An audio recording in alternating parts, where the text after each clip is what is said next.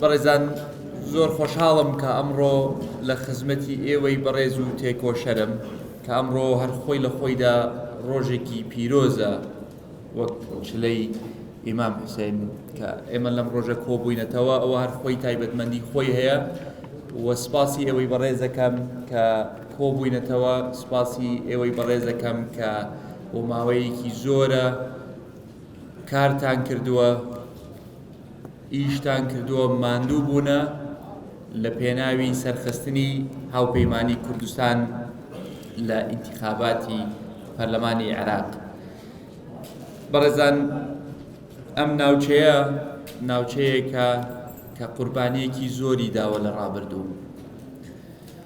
قوربانی داوە لە ڕووی مەزهەبیەوە عەزیەتی لێکراوە، لە ڕووی نەتەوەیەوە عەزیەتی پێگەیشتووە. چەندین هۆکار دۆزراوەتەوە بۆ ئەوەی عەزیەتی خەڵکی تێکۆشەر و ڕەسەنی ئەم دەڤەرە بدرێت. ڕاستە کێشەکانی ئەمڕۆی خانەقین ڕەنگ بێجیاواز بن لە چاو کێشەکانی پێش سقوتی ڕژێم، بەڵام ئاگادارین کە کێشە هێشتا هەیە. ئەزانین کە کێشەی ئیداریتان هەیە، ئەزانین کە کێشەی سیاسی هەیە، ئەزانین کە کێشەی هەویە و شوناس هەیە لێرە، ئەزانین کە کێشەی خزمەتگوزاریش هەیە. ئێمە ئەزانین کە وەکو نەتەوەیەک چەند پەرت و بڵاو بین ئەوەندە لاوازترە بین، ئەوەندە بێهێزترە بین. خۆشبەختانە ئەم جارە لەم ئینتیخاباتە دوو هێزی سەرەکی کە یەکێتی نیشتیمانی کوردستان و بزوتنەوەی گۆڕان یەکیان گرتوێتەوە لە ژێر چەتری هاوپەیمانی کوردستان، چکەن بڕیارمان داوە و گەیشتوینەتە ئەو قەناعەتە کە بە یەکەوە بەهێزترین. بەو یەک ڕیزیەمان ئێمە ئەتوانین ڕوبەڕووی ئەو کێشانە ببینەوە کە ڕوبەڕووی ئێوە ئەبنەوە ڕۆژانە.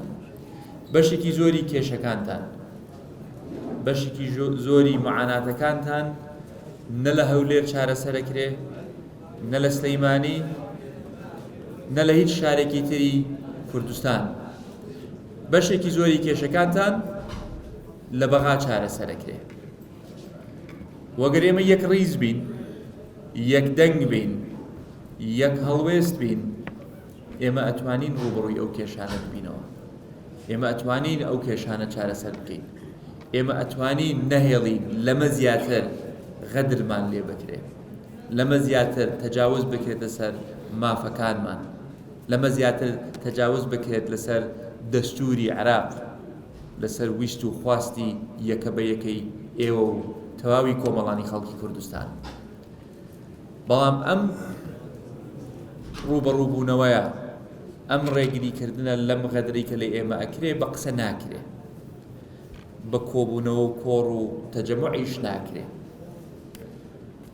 ئەم شەڕە لە بەغا ئەکرێ. چۆن ئەکرێ؟ لە ڕێگەی پەرلەمانەوە ئەکرێ، لەناو حکوومەتی فێدرالیەوە ئەکرێ.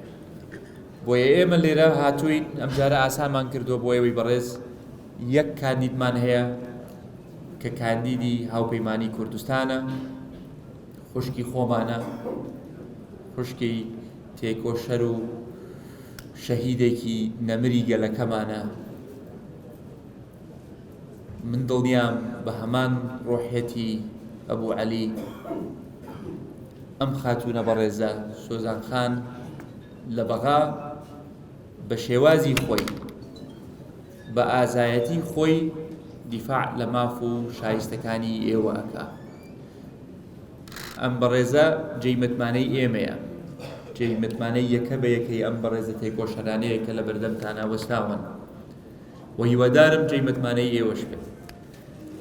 هیوادارم خۆتان بە هەموو ڕێخستنەکانمانەوە، بە هەموو ئۆرگانەکانمانەوە بتوانین کەسوکارمان، دۆستەکانمان، دراوسێکانمان هەمومان کار بکەین، نەک هەرەوە بۆەوەی دەرچێت. دڵنیام سۆزان خان دەرەچێت، بەس من لێرە حەز ناکەم هەر دەرچێت، حەزەکەم بە دەنگێکی وا دەرچێت کە بتوانین پەیامێک بگەێنین بە هەموو عێراق کە هەویەی خانەقین لەکوێیە و خانەقین هی کێیە. بۆیە ئەمە داواتان لێ ئەەکەم لە ئێستەوە کە بانگەشەکەمان گەرمتر ئەبێت، کە بانگەشەکەمان بەرەو قۆناغی کۆتایی ئەچێت، پاڵ نەدەینەوە، دڵی خۆمان خۆش نەکەین بەو جۆش و خرۆشەی کە ئیبینین، وا نەزانین لەبەرەوەی کە ئەتوانین ئەم قاعەیە و دە قاعەی تریش پڕ بکەینەوە، ئەمە ئەبێتە مایی ئەو سەرکەوتنەی کە ئێمە تمۆحمانە. نەخێر، ئەوە ئەو ڕۆژە ئەتوانین ئیسپاتی بکەین و بیسەلمێنین خانەقین لەکوێیە و هیکێیە لە ڕۆژی دەیدا، بە پڕکردنی سندوقەکانی دەنگدان بە دەنگ بۆ سوزانخان و بۆ هاوپەیمانی کوردستان. ئەمە ئەرکی سەرشانی یەکە بە یەکەی ئێمەیە، ئەرکی سەرشانی ئێوەیە و من دڵنیام ئەگەر لە ئێستەوە تاکو ئەو کاتە بەو دڵسۆزیە ئیشکەین کە تاکو ئێستا ئیشتان کردووە، دڵنیام ئەو سەرکەوتنە بەدەستەهێنین. بەڕێزان، بەرنامەی هاوپەیمانی کوردستان بەرنامەیەکی ڕوون و ئاشکرایە، بەرنامەیەک نییە کە وعدی باق و بریقی هەبێ و بە مزایدە و بە هات و هاوارەوە پێشکەشتان کەین. چوار خاڵی سەرەکیمان هەیە کە ئەم چوار خاڵە ویست و خواستی تەواوی کۆمەڵانی خەڵکی کوردستانە لەم دەبەرەوە تاک و زاخۆ. ئەویش بریتیە لە پاراستنی یەک ڕیزی. بێ یەک ڕیزی قورسە بێ ئێمە ئامانجەکانی خۆمان بەدەست بهێنین. بۆیە ئەو یەک ڕیزیەی کە لەژێر چەتری هاوپەیمانیە کۆبۆتەوە ئەیگوازینەوە بۆ بەغا بۆ پاراستنی یەک ڕیزی گەلی کورد، بۆ پاراستنی قەوارەی هەرێمی کوردستان، بۆ پاراستنی ئەو مافانەی ئێمە کە لە دەستورە چەسپێنراوە. بۆیە خاڵی یەکەمان، بەرنامە یەکەمان یەک ڕیزیە. دووهەم، دابینکردنی بودجە و موچەیەکی شایستەیە بۆ عێراق و بۆ کۆمەڵانی خەڵکی کوردستان. چکە بەشێکی زۆری ئەو کەم و کورتیانەی کە هەن بە بودجەیەکی عادل و شایستەیە جێبەجێەکرێت. بۆیە ئەو یەک ڕیزیەمان نەخەینە گەڕ لە پێناوی دابینکردنی شایستەدارایەکانی ئێوە. ئیسپاتمان کردووە کە ئەگەر بەرنامەت هەبێ، ئەگەر تۆکمە بی، ئەگەر بە حەکیمانە سیاست بکەی، ئەتوانی دەستکەوتت هەبێ.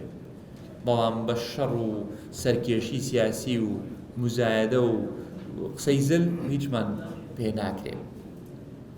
بۆیە دوای یەک ڕیزی دابینکردنی موچە و بودجەی کۆمەڵانی خەڵکی کوردستانە کە ئەمە خۆی لە خۆیدا ئەمان گەیەنێتە پلانی سێهەممان کە ئەمیش دابینکردنی خزمەتگوزاری باشترە.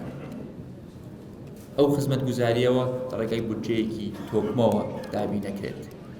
یەک ڕیز بی، موچە و بودجەیەکی شایستە هەبێت، خزمەتگوزاری باشتر هەبێت، ئەو کاتە سەقامگیری ئەگەڕێتەوە. سەقامگیری سیاسی، سەقامگیری ئیداری، سەقامگیری ئابووری، سەقامگیری کۆمەڵایەتی. ئەمە بەرنامەی هاوپەیمانی کوردستانە. ئەم بەرنامەیە قابلی جێبەجێکردنە بە دەنگ و ئیرادەی ئێوە نوێنەرەکانتان ئەچن بۆ بەغا لە پێناوی ئەم چوار خاڵە. ئەگەر ئەم چوار خاڵە گونجاوە لەگەڵ ویست و خواستی خۆتان، زیاتر لە ئەمڕۆ ئیشی بۆ بکەن، باشتر لە ئەمڕۆ ئیشی بۆ بکەن، هەر ئەوەتان لێ ڕائەبینم. سوپاسانەکەم بۆ ئەم پێشوازیە. هەمیشە خۆشحاڵە بم کە ئێمە خانەقین، هەمیشە ورم بەرزە بێتەوە کە ئێمە خانەقین، هەمیشە لە چاوتان ئازاری گەلەکەم ئەبینم، بەڵام لە هەمان کاتە وزەیەکم ئەدەنێ کە وامان لێ بکە سبەینێ لە دوێنێ بەهێزتر و جوانتر ئیش بکەین.